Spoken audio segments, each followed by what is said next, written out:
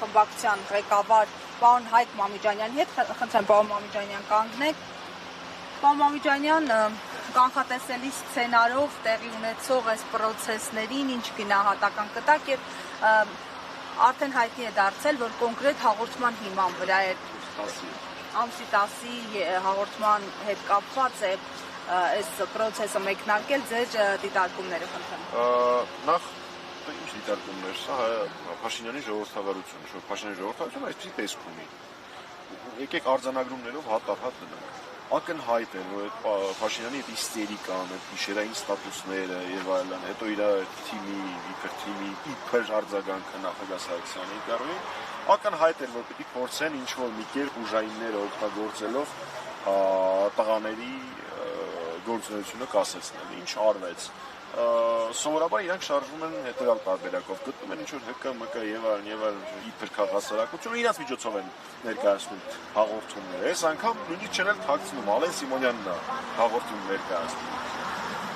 Հաջորդ փուլը, որ խայտարակությունը, դա տղաներին բերման ենթարկելն է, ակնհայտ է, որ իրանք ոչ մի դիմադրություն չեն ցույց տալիս ձերբակալության ժամանակ կամ բերման ենթարկելու ժամանակ։ Բայց իրանց ձեռքները օրորած, գլուխները ներքև իջեցրած, ուժի կիրառմամբ վերման են ենթարկվում։ Այդ վիճակով էլ Նարեկը բացատրում է, թե լիֆտից ոնց օգտվել։ Հաջորդ փուլը այս պահին ինննի, այսինքն անցիֆեյքի գրասենյակում խուզարկություն է, ես այնտեղ էլ հասցրեցի լինել, ներս մտնել չկարողացա, օրենքը իրենց թույլ է տալիս ասել քննչական գործողություն ինձ ներս չթողնել, վստահ եմ, որ ամբողջ տեխնիկան արգելվելու է, որտեղ հիշում եք անցած անգամ երբ տղաներին ձերբակալեցին եւ կալանավորեցին, հաղորդումը շարունակվում էր, հակառակը ավելի մեծ տարածում էր ունենում, այս պարագայում իշխանություն կոչեցյալները փորձել են իրենց սխալը ուղղել եւ կասեցնել հաղորդման գործունեությունը, վստահ եմ դրա վիճակը գտնվի եւ հաղորդումը չշարունակի գործունեությունը իր կամ իր եթերը ու հիմա վստահ եմ, որ կալանքի միջնորդությունը ներկայացվել ու տղաներին կալանավորելու են, պարզ էր, որ Փաշինյանը ու իր խմբակը չէին կարող ծանր չտանել նախագահ Սարգսյանի ինտերվյուն, այնտեղ հնչած փաստերը, այնտեղ հնչած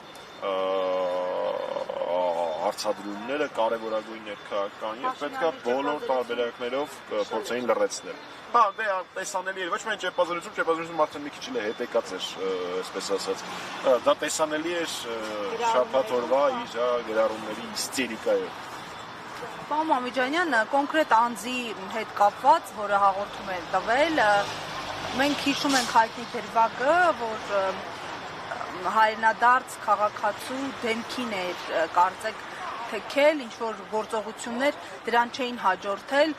ինչու այդ դեպքում արարքը չորակվեց օրինակ խուլիգանություն, բայց այս դեպքում այսպես շտապ գործ հարուցվեց եւ խոզարկություն եւ այլն։ Հայաստանն է։ Իդենտիկ նույն նախադասությունը ասում է քրեական պատգամավոր, ու ասում է սովորական քաղաքացու հանդեպ քրեական գործը հարուցած, որ եթե չեմ սխալվում դատարան է հեսա հասնելու, իսկ պատգամավորի հանդեպ քրեական գործի հարուցումը մերժվում է։ Իրանց կողմնակից կենթանիներ տարբեր, վիրավորում են մարդկանց, հարբած լայվեր են անում եւ այլն։ Ազատության մեջ են, հələ որոշներն էլ պետության կողմից անվտանգություն են ստանում, իսկ ընդդիմադիր քաղաքական գործիչները, բլոգերները, հասարակական գործիչները, լրագրողները, արքիեպիսկոպոսները, բարերարները, պատգամավորները ենթարկվում են այն ամենին, ինչին ենթարկվում են ամբողջ ուժային լծվածը փորձելով լրացնել այլախոհներին, լինի դա դատարան, հնչական, բոլոր միջոցները կիրառում են։ Սա կարելի է դիտարկել այդ նախընտրական աժոտաժի համատեքստում։ Ձևակերպենք այսպես, ամբողջ ընթացքում Փաշինյանի կառավարման ինքը օգտագործել է ուժային եւ դատական համակարգերը իր այլախոհներին լրացնելու փորձը իրականացնելու համար։ Բայց ակնհայտ է, որ նախընտրական շրջանում ընտրություններին նախորդող տարվա ընթացքում այդ գործողությունները ավելի վայրագ, ավելի խայտառակ, ավելի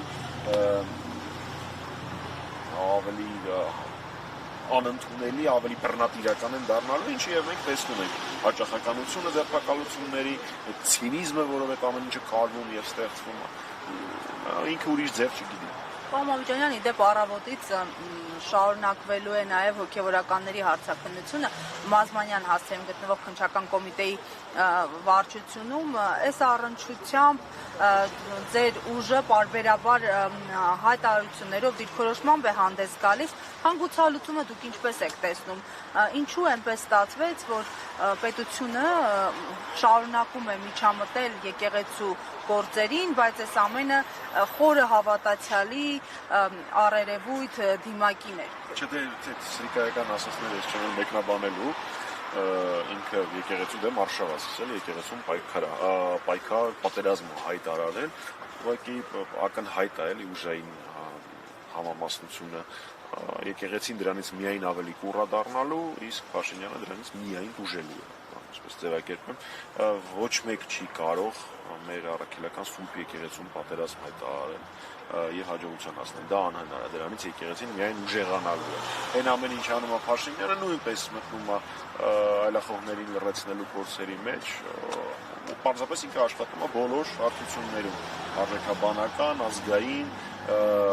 լրատվականների դեմ, տեղեկատվական գործունեություն իրականացնողների դեմ, քաղաքական գործիչների դեմ, բարերարների դեմ, հատ-առհատ բոլոր ուղղություններում փորձում է ճնշել, վստահ եմ չի հաջողվել։ Եղավ, շնորհակալ եմ, պարոն։